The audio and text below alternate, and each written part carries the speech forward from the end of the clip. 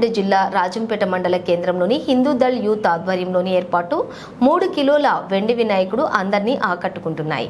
Hindu Dal youth ఆధ్వర్యంలో ప్రతి ఏటా వినూత్నంగా తయారు చేస్తున్నట్లు యూత్ సభ్యులు తెలిపారు.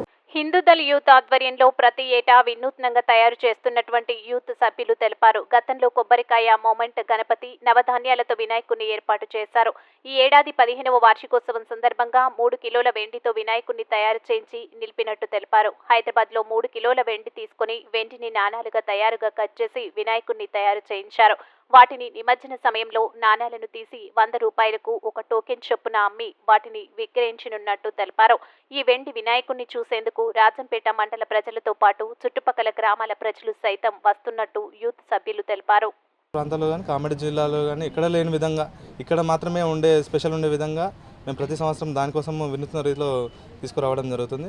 అదేవిధంగా ఈసారి 3 కిలోల వెండి వినాయకుడిని 3,500 కాయిన్స్ తోటి హైదరాబాద్లో కాయిన్స్ తయారు చేయించుకొని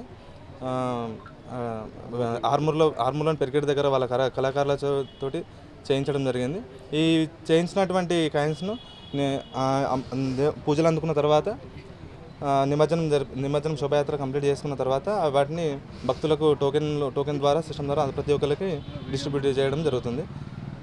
ఈ కాయిన్స్ కోసం కూడా భక్తులందరూ చాలా ఆసక్తిగా ఎదురు చూస్తున్నారు. మేము టోకెన్స్ ఎప్పుడు ఇస్తారు అని చెప్పేసి వాళ్ళే మమ్మల్ని అడగడం జరుగుతుంది. వాళ్ళ కోసమే ఈ టోకెన్స్ ఇవ్వడం జరుగుతుంది. ఇంత మంచి రెస్పాన్స్ రావడం చూసి మా హిందూ దళ సభ్యులందరం కూడా చాలా సంతోషం వ్యక్తం చేస్తున్నాం.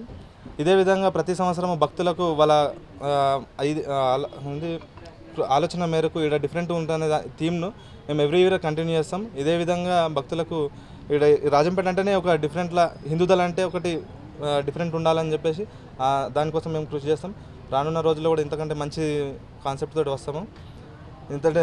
దానికి మాకు కృషి చేస్తున్నటువంటి మా రాజంపేట గ్రామ ప్రజలకు, మా దాతలకు, అదేవిధంగా ఈ పరిసర ప్రాంత ప్రజలకు, మా హిందూ దళ సభ్యులకు ప్రత్యేకంగా కృతజ్ఞతలు తెలియజేస్తున్నాం.